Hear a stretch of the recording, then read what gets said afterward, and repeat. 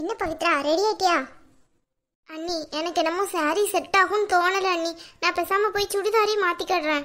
என்ன பவித்ரா, நீ நல்லா தானே இருக்கு, உனக்கு என்ன ஆச்சு? நீ தானே சொன்ன அவருக்கு சாரி ரொம்ப பிடிக்கும்னு சொன்னாருன்ட்டு. அதனாலதான் ஒரு சாரி எடுத்து கொடுத்து கட்டிக்கோன்னு சொன்னேன். நானும் உன்ன மாதிரி தான் வியர் பண்ணியிருக்கேன். எதுக்கு நீ வேணாங்கிற? நல்லா தான் இருக்கு. ஆமா அண்ணி, சொன்னேன்தான். இப்போ என்னவோ எனக்கு ஒரு மாதிரியே இருக்க மாதிரி தோணுதே. அதான் பேசாம சுடிதாரே போடலாம்னு நினைக்கிறேன். எப்பவும் மாதிரி இருந்ததுதான் நல்லது. இது என்னவோ தெரியல, ஒரு மாதிரியா இருக்கு. அதெல்லாம் ஒண்ணும் இல்ல, ரொம்பவே நல்லா தான் இருக்கு. நிஜமாவே எனக்கு நல்லா இருக்கா அண்ணி? உனக்கு சுடிதாரை விட சாரி தான் ரொம்ப அழகா இருக்கு. பவித்ரா அம்மா, அந்த சாரி எனக்கு எப்படி இருக்கு? என்னடி இது, களத்துல ஒன்னையும் காணோம். களத்துலயா? என்னதுமா? என் பூமாரி, நீயா சாரி கட்டி விட்ட? ஆமாத்த, நான் தான் கட்டி விட்டேன். இல்ல, நான் தெரியாம தான் கேட்க. உன் கழுத்துல மட்டும் செயின் போட தெரியுதுல, அவளுக்கே நீ செயின் போடாம விட்டுருக்க. இப்படியே கூட்டிட்டு போக சொல்றியா? மாப்பிள்ளை வீட்டு முன்னாடி என்ன கேவலப்படுத்தலான்னு பாக்குறியா? ஐயோ அத்தை, இப்பதான் அவளுக்கு சாரியை கட்டி விட்டேன். நீங்க ஏன் அத்தை கோவப்படுறீங்க? நகை போடாம எப்படி அத்தை போக முடியும்? சரி சரி, சீக்கிரமா வாங்க. இப்ப என்ன, நகை போடாம போனா என்ன, பொண்ணு வேணான்னு சொல்ல போறாங்களா? ஏண்டி அதிக பிரசங்கி, சும்மா இருக்க மாட்டேன். வாய் இருக்குன்ட்டு என்னலான்னு பேசலான்னு நினைக்கியா? உன்னை பார்த்து நான் கேட்க வேண்டியதெல்லாம் என்ன பார்த்து நீ கேட்குற. அன்னிக்கிட்ட ஒழுங்கா நடந்துக்கோ சொல்லிட்டேன். இவளுக்கு திடீர்னு எங்க இருந்துதான் அன்னிக்கு வந்ததோ தெரியல. நகையை போட்டுட்டு கிளம்பு. அண்ணன் எங்க? அண்ணன்லாம் வரல, நம்ம மட்டும்தான் போறோம். என்னது, அண்ணன் வரலையா? ஏன் வரல? எனக்கு என்னடி தெரியும். அண்ணன் வரணும், அப்பதான் நம்ம போக முடியும். ஏன் பவித்ரா இப்படி உயிரை வாங்குற? அவன் ஏதாவது பிரச்சனை, ஏதாவது ஆஃபீஸ் வேலையா இருப்பாண்டி. அவன் எதுக்கு தேவையில்லாம? உனக்கு தானே நம்ம ட்ரெஸ் எடுக்க போறோம். அதுக்கு அவன் வரணும்ட்டு ஒன்றும் தேவை கிடையாது. ஏமா, என் அத்தைலாம் வருவாங்க. அப்ப அண்ணன் இல்லாம இருந்தா அண்ணி மட்டும் தனியா இருப்பாங்களா? இங்க பாரு பவித்ரா, ஒண்ணுக்கு உனக்கு காரணம் சொல்லிட்டு இருக்க முடியாதுண்ணா. அண்ணா. அம்மா, கார் ரெடியா இருக்கு, கிளம்புறீங்களா? கார்த்திக், நீயும் கூட வரியா? இதுக்கு நான் கூட வரணும்? நீங்க யாருக்கு எடுக்க போறீங்க? பவித்ராக்கு தானே ட்ரெஸ் எடுக்க போறீங்க, போய் எடுத்துட்டு வாங்க. இல்ல அண்ணா, நீ அண்ணி கூட வந்தே ஆகணும். என்ன பவித்ரா, விளையாடுறியா? அவ கூட நான் இதுக்கு வரணும்? எனக்கு அதெல்லாம் தெரியாது, நீ வந்தே ஆகணும். சும்மாவே நீ அண்ணியை டிவோர்ஸ் பண்ணிட்டேன்ட்டு ரொம்ப பேசுறாங்க எங்க அத்தை. உனக்கு தான் தெரியும்ல, அன்னைக்கு அண்ணி கிட்ட ரொம்ப பேசியிருக்காங்க. அப்புறம் தான் அண்ணி என்கிட்ட சொல்லி ரொம்ப ஃபீல் பண்ணாங்க. நீ அதெல்லாம் நீ இல்லைன்ட்டு ஆக்கணும்னா நீ அண்ணி கூட வந்தே ஆகணும். டிவோர்ஸ் கொடுத்ததெல்லாம் உண்மை தானே, ஒன்றும் இல்லாம இல்லையே. அவங்க சொல்றது ஒன்றும் தப்பு இல்லையே. என்னவோ, நீ என் கூட இப்ப வந்தா நான் கிளம்புறேன், இல்லைன்னா நான் வரல. அம்மா, என்னம்மா இவ? ஏண்டா, அவ கல்யாணம் முடிக்கிற வர சரி சரின்ட்டு போடா. வா நீ. சரி, வந்து தொலைக்கிறேன், வாங்க.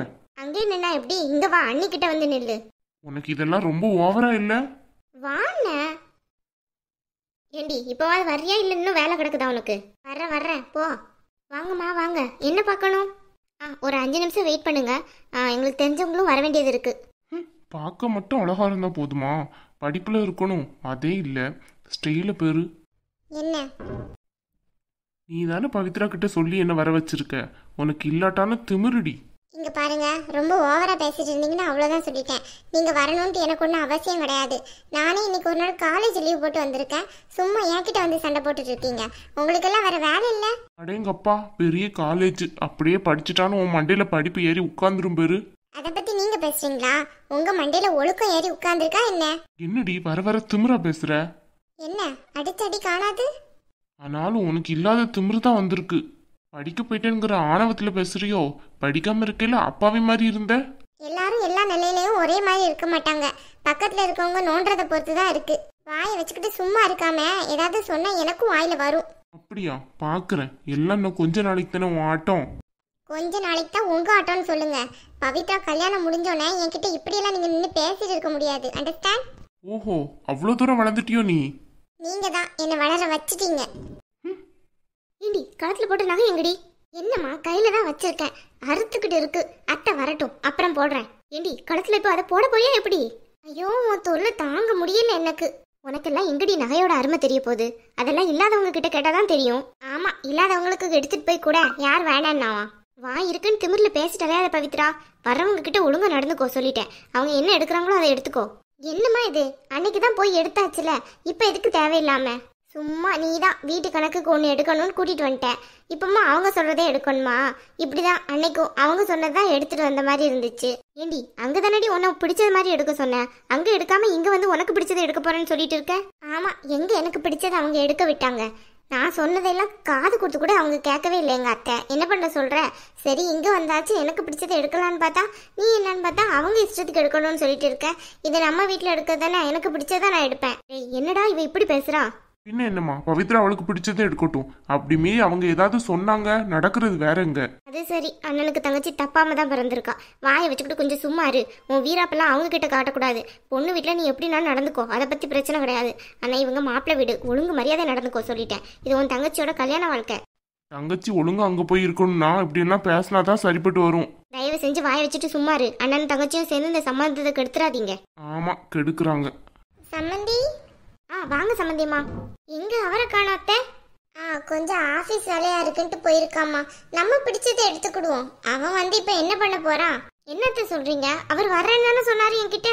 வர்றேன்னு தாம்மா சொன்னா. கடைசி நேரத்துல வர முடியல, ஆபீஸ்ல வேலையாயிட்டு. என்ன செய்ய? நீங்க என்ன சொல்றீங்க? ஆபீஸ்ல வேலை வந்தா அப்ப என்கிட்ட இன்ஃபார்ம் பண்ண வேணாம்? அவருக்காக நாங்க சாரி கட்டிட்டு வந்து நிக்கிறேன். நீங்க என்னன்னு பார்த்தா ஈஸியா வந்து அவர் வரலன்னு சொல்றீங்க. என்ன ஆச்சு பவித்ரா? இப்ப எதுக்கு தேவையில்லாத கோவம் உனக்கு? ஐயோ சம்மந்தியம்மா, நீங்க ஒன்றும் தப்பா நினைச்சுக்காதீங்க. அவன் இன்னைக்கு சாரிலாம் கட்டிட்டு வந்தா, மாப்பிள்ள வரலன்னா கொஞ்சம் அப்செட் ஆயிட்டா போல. சரி இருக்கட்டும், அவர் வரலன்னா ஒன்றும் பிரச்சனை இல்லை.